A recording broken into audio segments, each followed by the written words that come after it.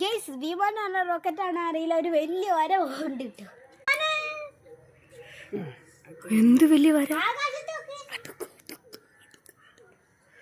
അതാ പോണ്. വാവ്, bye bye. അങ്ങോട്ടേക്ക് പോവല്ലേ?